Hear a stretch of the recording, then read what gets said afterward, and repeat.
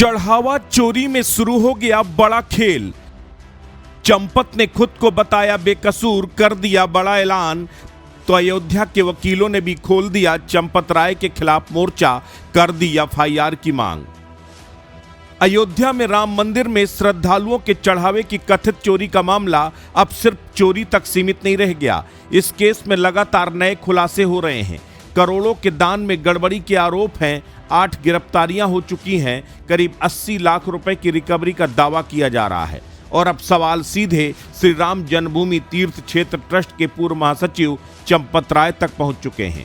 लेकिन सबसे बड़ा सवाल यही है कि क्या चंपत राय को जानबूझकर बचाया जा रहा है या फिर वो खुद इस पूरे मामले में धोखे का शिकार हुए। आइए जानते हैं इस पूरे मामले की पूरी कहानी। राम मंदिर दान चोरी मामले में पुलिस ने अब तक ट्रस्ट के 8 आरोपियों को गिरफ्तार कर लिया है। इसमें ट्रस्ट द्वारा दान की गिनती के लिए नियुक्त कर्मचारी भी शामिल हैं। पुलिस के मुताबिक अब तक लगभग 80 लाख रुपए की रिकवरी की जा चुकी है।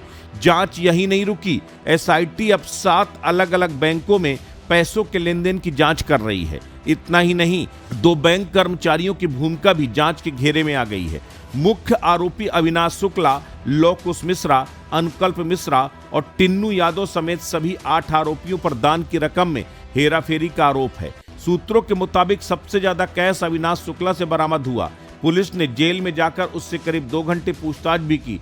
जांच में सामने आया कि अविनाश अपने भाई अभिषेक शुक्ला के साथ एक योग सेंटर में रहता था। पुलिस ने वहां छापा मारकर एक बंद बक्से से करीब 5 लाख रुपए नगद बरामद किए। बताया जा रहा है कि अविनाश की जिम्मेदारी दान की रकम को काउंटिंग रूम तक पहुंचाने की थी। अब बात उस नाम की जिसे पूरे देश की नजर है, पूर्व महासचिव चंपत राय।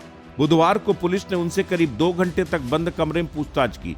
पूछताछ के दौरान चंपत राय ने खुद को निर्दोष बताते हुए कहा, मेरे साथ धोखा हुआ। चोरी पकड़ने के लिए मैंने ही छिपे हुए कैमरे लगवाए थे। उन्होंने दावा किया कि जिन लोगों पर उन्होंने भरोसा किया उन्हीं लोगों ने विश्वास तोड़ा।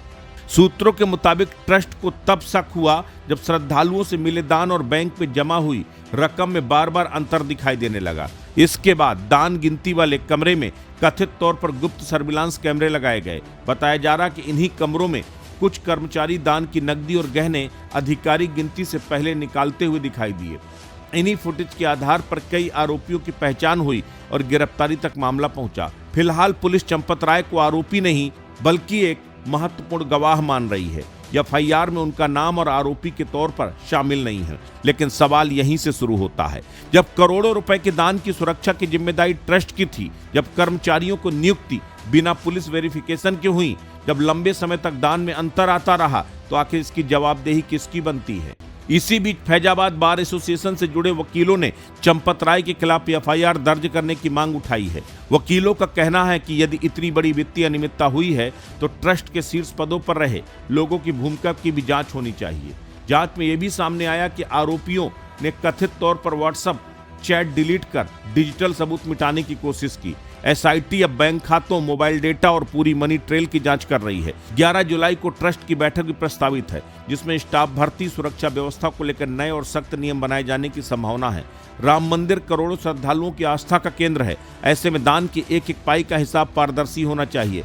फिलहाल पुलिस की जांच जारी है। चंपत राय खुद को निर्दोष बता रहे हैं और दावा कर रहे हैं कि चोरी का खुलासा भी उन्होंने ही कराया। वहीं दूसरी ओर कुछ लोग उनकी भूमिका की भी जांच की मांग कर रहे हैं। अब सबसे बड़ा सवाल यही है, क्या चंपत राय वास्तव में इस पूरे मामले में धोखे के शिकार हैं या फिर जांच आगे बढ़ाने के साथ कोई नया सच सामने आएगा।